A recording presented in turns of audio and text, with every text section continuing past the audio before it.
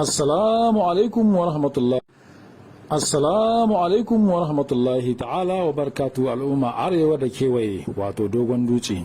A ci gaba da kawo muku ayyukan gayya da muke yi na mai martaba sarkin arewa Alhaji Bozare Ahmadu Sabo, yau ma ga mu ɗauke da gayyan mutanen rijiyar Samna inda suka ce su ma ba za a bar su a baya ba, inda suka yi wannan aikin gayyatar kwalanshe mai faɗin eka 7 wanda aka sa ma kwalanshe buhu 10 na kwalɗaɗɗar kwalanshe nan buhu 10 kwano 40 so 10. Mutane sun taru maza da mata wanda takaice ana ganin mutanen nan sun kai mutum 500 min mutanen rijiyar Samna, mazansu da matansu, yara da manyansu, kowa ya samu halarta wurin. Jama'a sun ta yi wurin wannan gayya.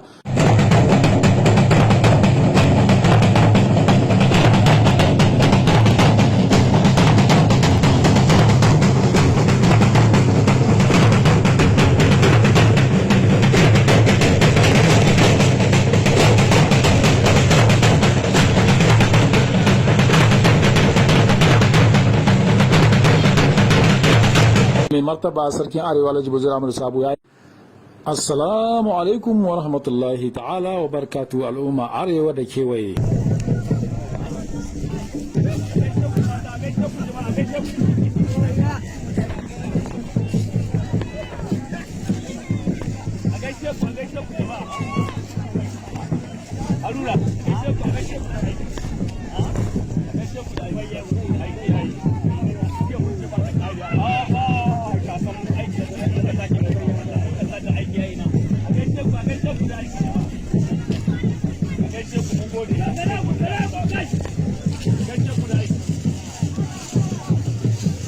Sarki na gaishe ku. Ya ce Allah ta muku albarka. Allah ta muku albarka. A gaishe ku jama'a, a gaishe ku. A gaishe ku da aiki, a gaishe ku. Ku yi mu gani, ku yi mu gani. A da aiko biya kari ai.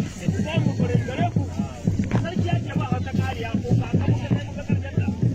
Gare ku kai.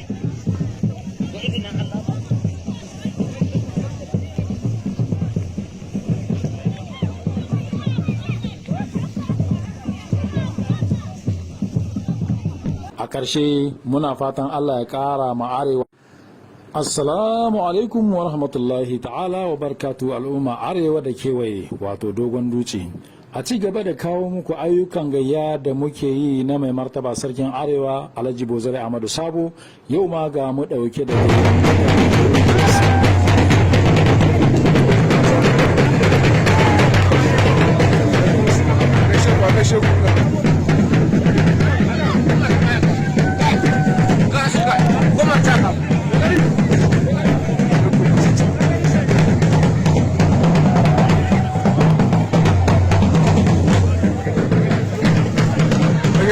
Gaisa da gari.